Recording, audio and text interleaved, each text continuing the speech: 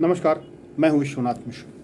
आज बात करेंगे सुप्रीम कोर्ट में हो रही समलैंगिक विवाह पर सुनवाई की। इधर कुछ दिनों से सुप्रीम कोर्ट कुछ विवादित विषयों को लेकर उनकी सुनवाई पर अड़ा हुआ नजर आता है। कुछ विषय ऐसे हैं जैसे अभी कुछ समय पहले समलैंगिकता को अपराध घोषित कर, पहले अपराध था, उसको 370 कहते थे, उसको सुप्रीम कोर्ट ने जायज़ ठहरा दिया। इस पर सवाल उठा कि हमारी सामाजिक परिदृश्य पश्चिम से अलग है, इसकी ज़रूरत नहीं है, और कम से कम हमारे जो सामाजिक मर्यादाएं हैं जो उनका पालन करना चाहिए, ये 377 उसका उल्लंघन करता है।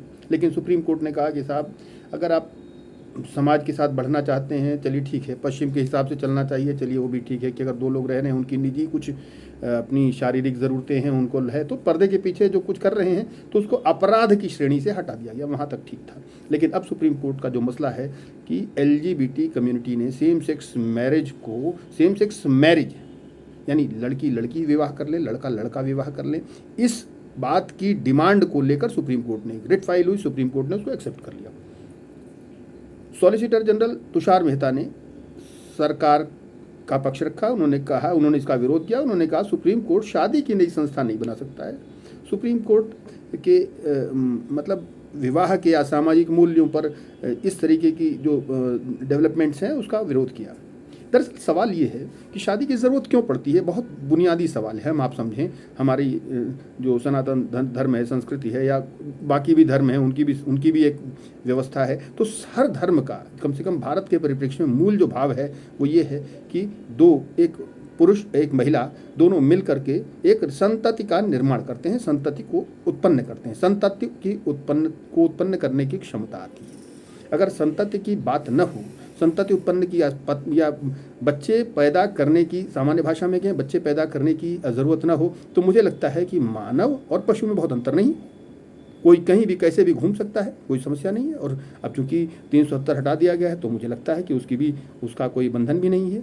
अगर दो लड़के आपस में कहीं लेटे हैं, कहीं रह रहे हैं, साथ में रह रहे हैं, जीवन जी रहे हैं, कोई फ़र्क नहीं है, क्योंकि वो अब अपराध नहीं है। तो इसके बाद से बात खत्म हो जाती है। उनके अधिकार की जो बात करते हैं, LGBT की अधिकार की बात करते हैं, समलैंगिकों के अधिकार की बात करते हैं, जो पश्चिम का ये बहुत बड़ा वो था, एक मिशन था, वो समाप्त हो गया। और वैसे मूल रूप से इसकी बात करें तो क्यों 370 का मसला सुप्रीम कोर्ट में क्यों इतनी शिद्दत से उठाया था, ये आरोप था।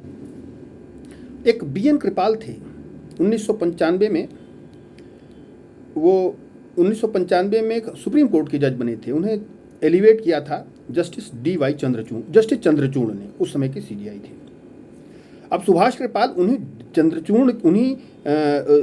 सुभाष कृपाल जो थे, उन्हीं फॉर्मल CJI जस्टिस BN कृपाल के बेटे हैं, जो 2002 तक CJI रहे, यानी चीफ जस्टिस ऑफ इंडिया। उन्होंने जस्टिस DY चंद्रचूड़ को यूं कह सकते हैं एलिवेट किया था या जज बनाया था, यूं ही सामान्य भाषा में समझ लीजिए, उनको जज बनाया था। यही नहीं, उन्होंने जस्टिस कृपाल ने कई लोगों को जो वर्तमान में सुप्रीम कोर्ट में हैं, उनमें से कई लोगों को जज, जो आज वर्तमान में जज हैं, उन्हें जस्टिस कृपाल ने ही एलिवेट किया था। यानी, और जस्टिस कृपाल के बेटे जो सौरभ कृपाल हैं, वो LGBT कम्युनिटी से आते हैं, वो समलैंगिक हैं, ये उन्होंने स्वीकार किया है।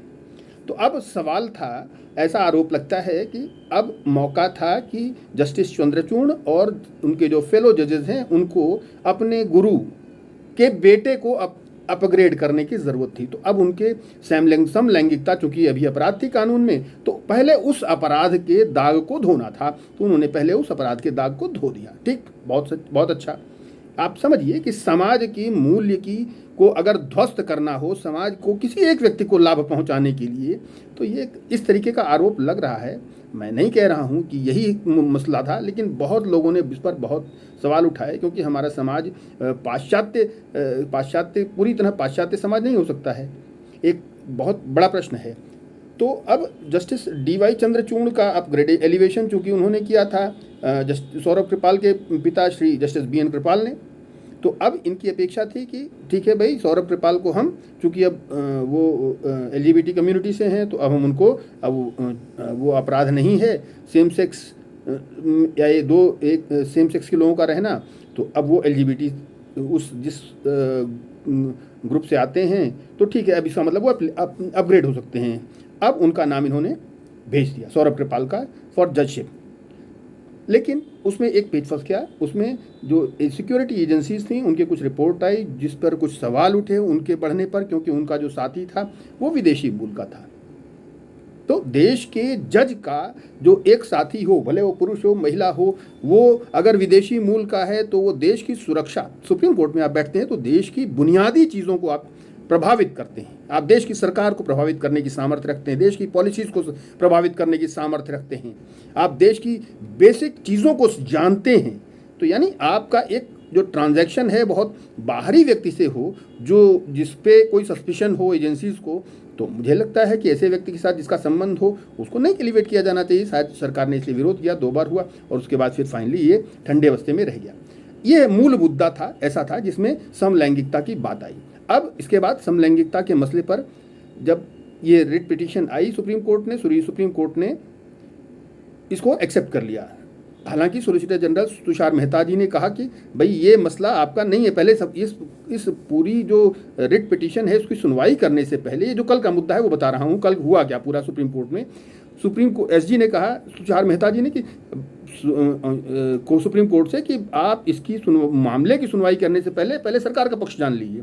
उन्होंने कहा नहीं साहब, हम तो पहले सुनवाई करेंगे। उन्होंने कहा नहीं, पहले आपको हमें सुन लेना चाहिए, क्योंकि सरकार ही इसमें मूल या इनको ही प्राइमरी है। तो उन्होंने कहा कि ये दिस इज़ माई कोर्ट, जो उनका टोन था वो ये था, दिस इज़ माई कोर्ट, मैं जैसा चाहूँगा करूँ। तो तुषार मेहता जी ने कहा ठीक है सर, तो सरकार भी ये तय कर लेगी, सरकार भी इस बात का अधिकार रखती है कि इस कोर्ट में, इस केस में हमें अपियर होना है कि नहीं होना है। तो अब एक स्थिति पैदा हो गई जिसके कारण फिर बाद में तैयार हुए वो, फिर उन्होंने कहा, समझाया बुझाया जो भी आपस में हुआ। लेकिन यह ज़रूर हुआ कल कि सुप्रीम कोर्ट ने समलैंगिक विवाह को कानूनी मान्यता देने का भरपूर प्रयास शुरू कर दिया। सुप्रीम कोर्ट ने कहा कि अब समाज में बहुत बदलाव आ रहा है और हमको इस बारे में सोचना चाहिए। समलैंगिक विवाह यानी उनके नज़र में हो जाना चाहिए। एक लड़का शादी करेंगे तो क्या कर लेंगे भाई? तो शादी के जो पवित्र जो एक रिश्ता है, स्तंभ है, उसको ध्वस्त क्यों करना चाहते हैं आप? वैसे भी रह रहे हैं, वो इलीगल नहीं है। आप पैदा तो कर नहीं पाओगे, जब पैदा नहीं कर पाओगे तो आप किसी को गोद ही लोगे, तो गोद ले लीजिए, आप कोई मना नहीं कर रहा है आपको।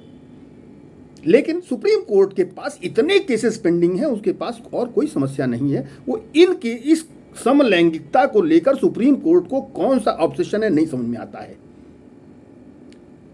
जस्टिस सॉलिसिटर जनरल ने कहा सुप्रीम कोर्ट शादी की नई संस्था नहीं बना सकता है, और साथ ही यहाँ पर मौजूद कुछ विद्वान वकील और जज पूरे देश का प्रतिनिधित्व नहीं कर सकते हैं। बिल्कुल ठीक कहा उन्होंने। क्यों? क्योंकि जो देश का प्रतिनिधित्व करते हैं वो सांसद करते हैं, जो उस संसद में बैठे हैं।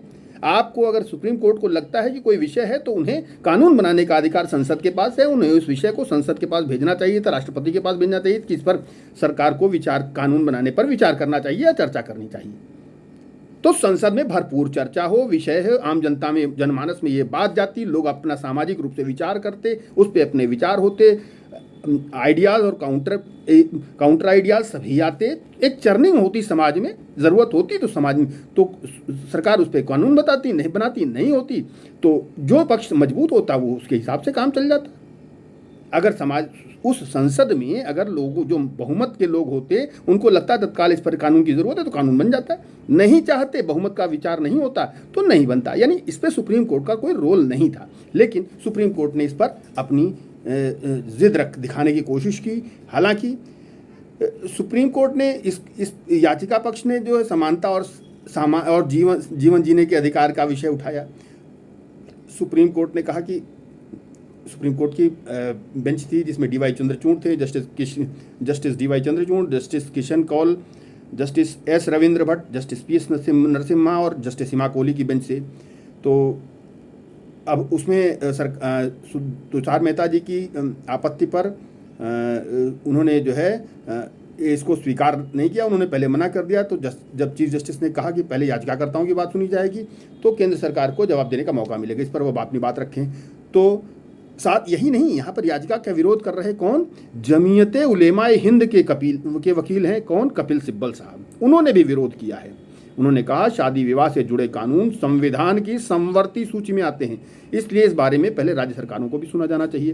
तो एक बहुत महत्वपूर्ण मुद्दा, यानी यही ऐसा नहीं कि केवल हिंदू ही इससे प्रभावित होंगे, चाहे वो सिख हों, मुसलमान हों, ईसाई हों, सभी प्रभावित होंगे, क्योंकि समलैंगिकता ऐसा विषय है जो समाज के पूरे स्ट्रक्चर को प्रभावित करता है। क्या हम विदेशी व्यवस्था से चलेंगे?